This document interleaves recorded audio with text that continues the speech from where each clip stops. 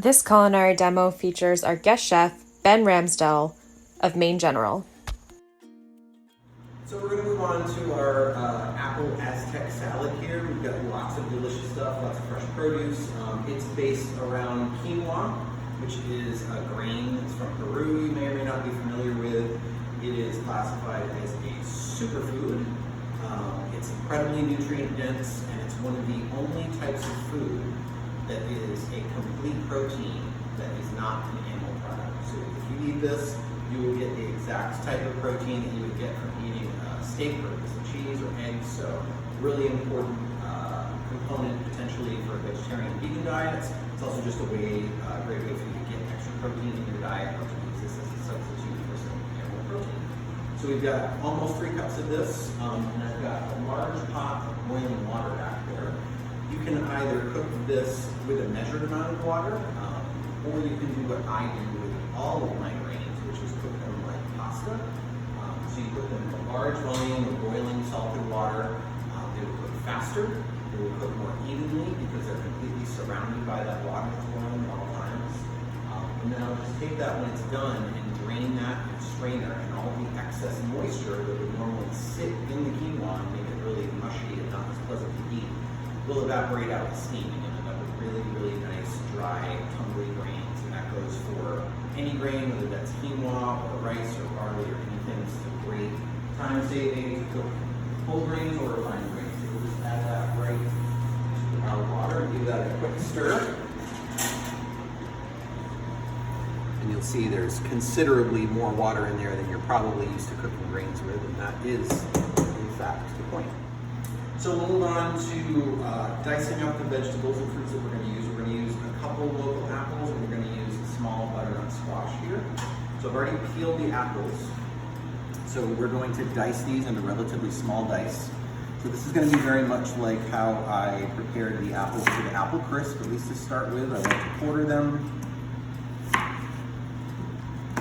Just makes the coring and seeding a lot easier. If you have one of those nifty little things that my grandmother had that peels and cores and slices and does your taxes for you at the same time, you should use that. But if you just have a knife, this is probably the fastest way to do it. So that way we get that whole slice out with the core, the really fibrous woody parts, and the seeds all in one shot.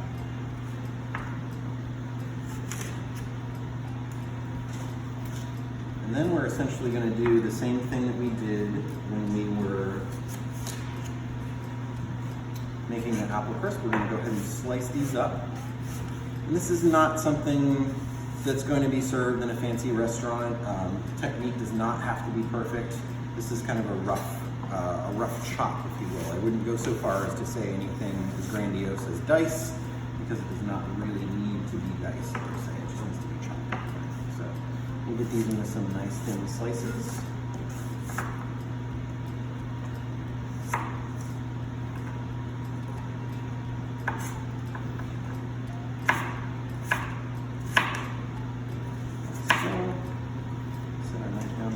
We're just going to get these into a couple little piles here. So they're all arranged in relatively the same direction. These little piles to get ready for cutting them up. Grab any extra seeds that might be laying about. There we go, and we'll just go through and chop these in the other direction in sequence. I use what's called the claw here. So this is how I like to hold my knife. This is called a pinch grip. So go ahead and pinch that between your thumb and forefinger and just wrap your hand around the back. Gives you really good control. Kind of feels like the arm is an extension of the knife. And then I'm going to use the claw grip over here. And I'm going to keep my fingers like a claw, so that way even if I get the blade of my knife really close to my fingers, I'm not nearly as likely to get the tips of my fingers with the knife as if I hold it like this. So I just keep it nice and curled up like so. Just go through and they'll dice up really nicely. Again, don't get out the ruler. This is all going to go into a big jumble of a tossed salad with that quinoa and lots of seasonings. So it doesn't matter that they are not perfect squares or cubes, as it were. You don't have to line them up the way that I did, but you'll see that just by spending a few seconds lining them up, you can kind of go through all in one shot, dice them up, just like that. So we have just under a pound of diced apple here, like so. And then we're just going to peel this. You can peel this with a regular Y-shaped peeler, like so, if you like. You can also just use your knife, go right straight down the sides. I don't think one is necessarily faster than the other. It just depends on your levels of comfort with your tool. But I will say that things like apples and potatoes and squash like this are a great way to build up knife skills that you may not have or that you may have let go to seed for a bit. So it's a great opportunity to kind of catch up on your knife skills. Because even if you mess this up, I mean, how badly can you mess up a nice squash? The answer is no. Good. We'll take those peels right there. And go ahead and, because we peeled this with a knife, we have these nice flat surfaces so that when you lay it down like so, it lays nice and flat. It's always nice to have a flat surface when you're working with a round vegetable, so you're not chasing it around too much. Very good. Just going to use our tablespoon or whatever you have laying around to scoop out the seeds. You'll see this is a relatively small and young squash. There's not a ton of seeds here. I'm not planning on reproducing. Scoop it out.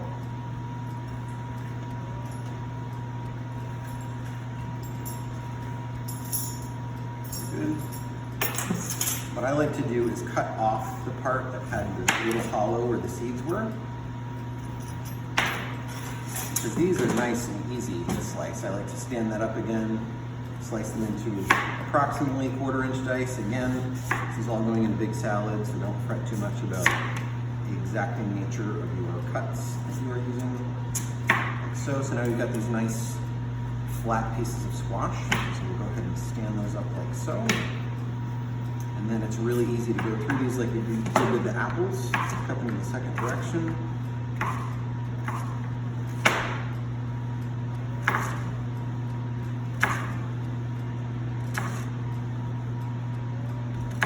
Very nice. And then we'll go ahead and dice them up. If you have a smaller knife, if you have a little bit less confidence in your knife skills, you can do these one slice at a time, really slow it down and get some good practice out of it, or you can just do smash and grab like I'm doing. Excellent. So I'll go ahead and dice up the rest of this squash, and then we'll get this on the sheet pan, we'll get it in the oven and roast it up.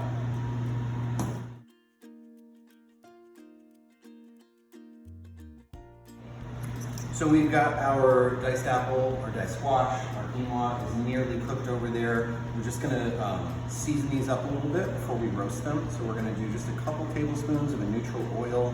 That could be a canola oil, a grapeseed oil, vegetable oil. We're using a mild olive oil here, but any of those things will work pretty much interchangeably. We're gonna do half each of the listed ground ginger and ground cinnamon that we're gonna roast with. Again, this goes back to that layering flavors thing that I was talking about. So we're gonna roast some of those spices into the fruits and vegetables that we're using, and then we're gonna use those same spices in the dressing that we used to cook the whole salad. So we'll get some spicier notes out of this as it cooks, and then we'll get some of the fresher notes out of it in the dressing. So we've got our oil, we've got our cinnamon, we've got our ginger. We're going to take just a little pinch of salt. Always nice to keep our food seasoned, just a little bit. Then we will toss this together. We have our oven preheated at about 400 degrees. You do want to roast these at a relatively high temperature. It's the best way to get caramelization of vegetables. It's the best way to stop food from sticking to your pan. And as you can see, these are all in relatively small dice here. So if I don't cook them at a high temperature, they're going to turn to mush before I get any of that nice caramelization that I want. So very important to high temperature here. Go ahead and spread those out into a nice even layer. They should essentially not be any pieces stacked on top of one another, because if they are, they won't have a chance to have that air circulate around and get some of that caramelization we mentioned. So if they don't all fit on the pan that you chose, choose a different pan.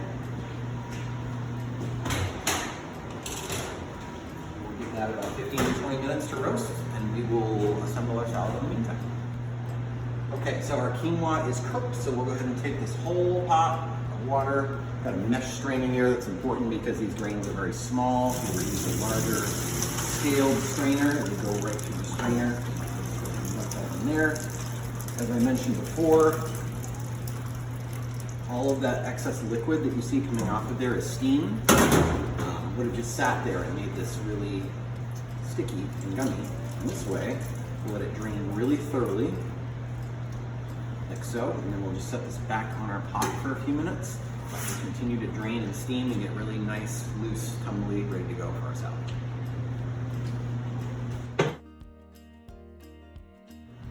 Okay, so our apple and squash is roasting away merrily in the oven.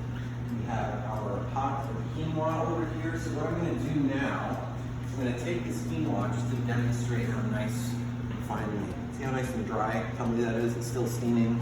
We're going to put that into this is called a hotel pan. You can just use a sheet pan. You can use a cake pan, a 13 by 9 cake pan. We're just going to spread that out into a nice thin layer, to allow it to cool at room temperature for a few minutes. And then once it does, we're going to actually put that in the fridge to continue cooling. I want that to be at minimum at room temperature. Ideally, I'd like it to be cold before I mix all the salad together so it doesn't get super gummy. The hotter this is, the more readily it will absorb all of the dressing that we're about to use. So I kind of want that to be more evenly distributed. So we're going to let that cool for a few minutes here, and then we're going to throw it in the fridge for a few minutes just to make sure it's got time to gelatinize and turn into some nice, loose grains. So we're going to have to make something to pull all of this together. So we're going to make a little dressing. We are going to use orange juice here. We're going to use about 1/3 of a cup of orange juice. Just like a lemon, if you have a fresh orange, that should be about the right amount. So go ahead and use that. But we're just going to use this for ease of preparation today. 1/3 of a cup of that. I'm going to use 1/4 cup again of a neutral oil. We're going to go back to our mild olive oil. And this is essentially a vinaigrette that we're making here, which is kind of the basis for most salad dressing. So we're going to have some oil, we're going to have some seasonings, and then we're going to have some acid. And the acid comes in the form of that orange juice as well as the red wine vinegar that we're going to add here. And you'll get a little bit of acidity from the mustard as well. So we're going to use about a teaspoon of mustard. You can use Dijon, you can use whole grain. This is just a kind of a classic American yellow mustard here. We're going to use just a teaspoon of honey just for a touch of sweetness and to kind of balance everything else out. Don't have to get too exact on the mix here.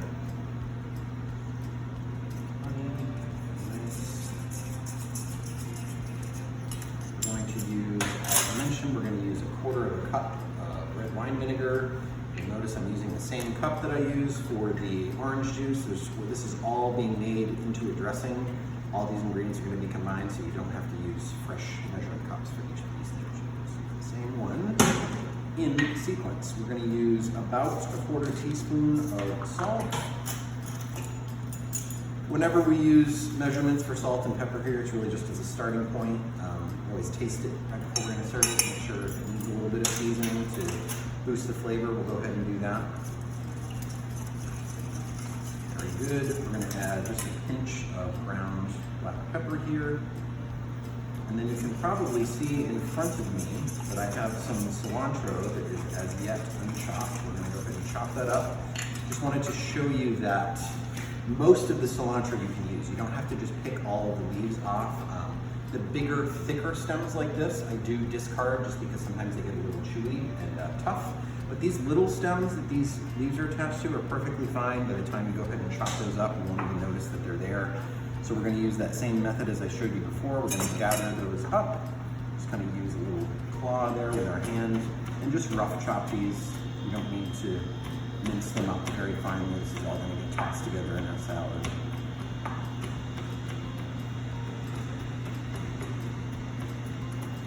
So, go ahead and add that to our dressing. And that will give this 10 or 15 minutes to let all those ingredients in here mix and mingle and kind of get to know each other a little bit. So that will sit here. That's about to go into the refrigerator to finish cooling. And we're just gonna wait. We've got just a few more minutes on our roasting squash and apple, and then we'll pull this all together.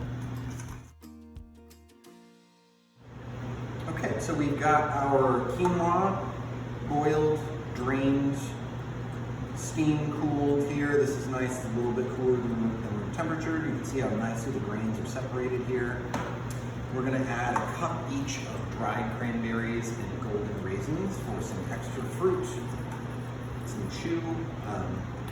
By no means the only dried vegetables. You could certainly use dried apples if you wanted to, dried mangoes, dried apricots, really just 2 cups of mixed dried fruit. If you're gonna use anything that's larger than a raisin or cranberry, just chop it up to that size, but really anything that you have will serve the purpose.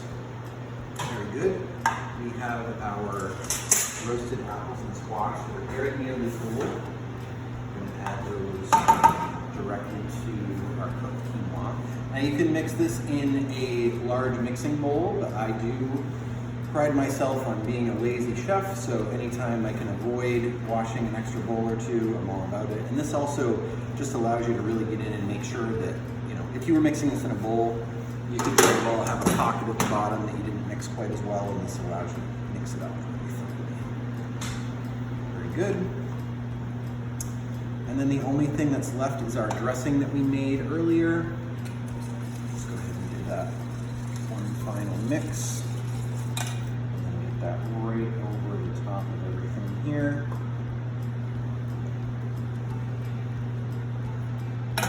Give that a penultimate mix in here, because as I mentioned before, it's always the best idea to have a little taste of whatever you're making before you serve it, so that you don't just assume that you're serving something delicious.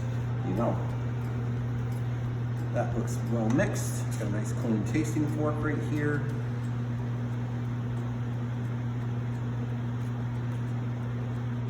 And actually that doesn't need anything at all. You may need a little pinch of salt, you may need a little bit more lemon juice or vinegar, just make it taste really good, sharp, approachable. And that is ready to go. We've got, I think, 15 servings right there that are ready to go. So you can scale that up, scale it down, super easy, delicious. Eating the rainbow, meaning there's lots of different colors of fruits and vegetables in here, so we're gonna get the full complement of all of the vitamins, minerals, and nutrients that you would find in produce in general. Great thing to have.